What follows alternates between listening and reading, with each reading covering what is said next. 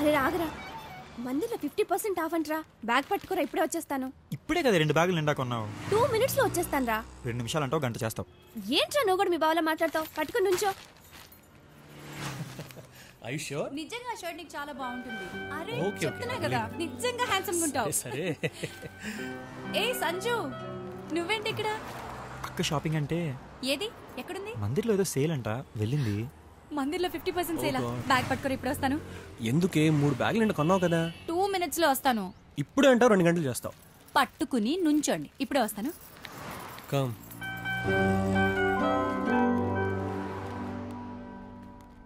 అంతా ఓకే కదా? ఏంటది? అదే నీకు అక్కకి ప్రాబ్లమ్స్ అన్నీ ఓకేనా అని. ప్రాబ్లమా? ఓ, నువ్వు ఆ రోజు చూసిందా? జస్ట్ ఏదో చిన్న గొడవది.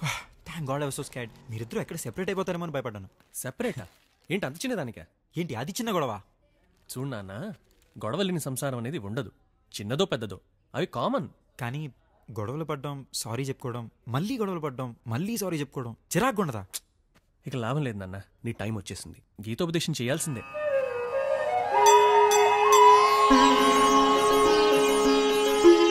పార్థ, అడుగు నాయనా, నీ సంశయం ఏమి? ఎలా స్వామి? ఈ ఆడవాళ్ళ మనసులో ఏముందో తెలుసుకోవడం ఎలా? ఓపెనింగ్ క్వశ్చన్ బౌన్సర్ అయితే ఎలా నాయనా? ఈజీ క్వశ్చన్తో స్టార్ట్ చేయి. సరే స్వామి.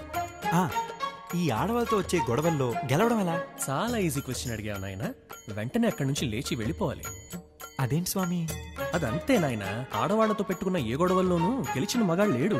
మరి ఆ రోజు మీరు వెళ్ళిపోకుండా అన్నని తిట్లు తింటూ అక్కడే ఎందుకు కూర్చున్నారు స్వామి? ఆ రోజు వెళ్ళిపోయి ఉంటే ఈ రోజు నేనని నేను ఉండేవాణ్ణి కాదు నాయనా. అదేంటి స్వామి? కన్ఫ్యూజ్ అవుతున్నావా?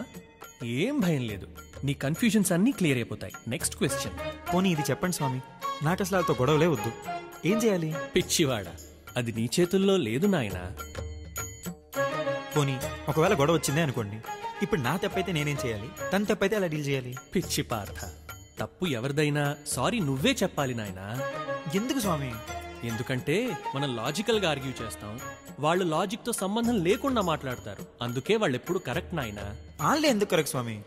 లాజిక్ తో సంబంధం ఉన్న వాళ్ళకే తప్పు ఒప్పుల వ్యత్యాసం ఉంటుంది నాయనా. సంబంధం లేని వాళ్ళు ఎప్పుడు కరెక్టే.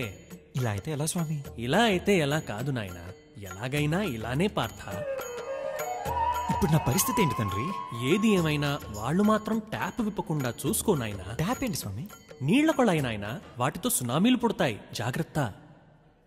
యాండి బిల్లింగ్ ఇదెవరి చీరలు? పట్టుకుంటా. మంచి డీల్స్ వచ్చాయి కదక్క. ఎస్, నీకు థ్యాంక్స్ చెప్పుకోవాలి నేను. నెక్స్ట్ సాటర్డే బ్రిసాలో ఉందంట, వెళ్దామా? ఓ ఎస్, వెళ్దామండి సాటర్డే. ఏంటి నాన్న నువ్వు ఈ మధ్య అసలు ఇంటికి రావట్లేదు? ఇవాళ సేమియా చేస్తాను, సాయంత్రం తప్పకుండా రా.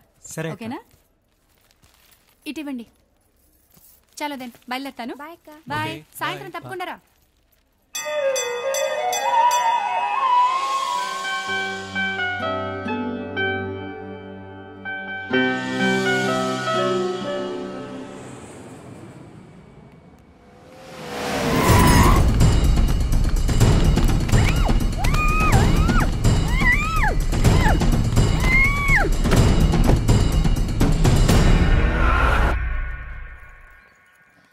లగేజ్ అంతా సర్దేశారా? ఓకే.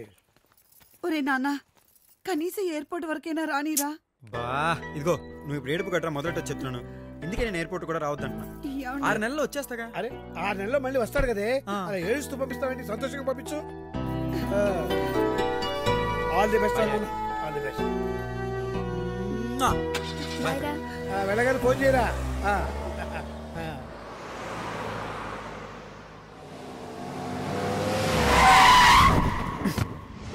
అయితే మిగతా 2 కోతులు కూడా అక్కడే ఉన్నాయి నాన్న. అవును చెత్త నా కొడకలరా, వాటికి ఎయిర్పోర్ట్ లో ఉండాల్సి నా గన్న ఫ్లైట్ మిస్ అవ్వాలి. చచ్చారు నా చేతిలో. ఎక్కడ ఉన్నారు?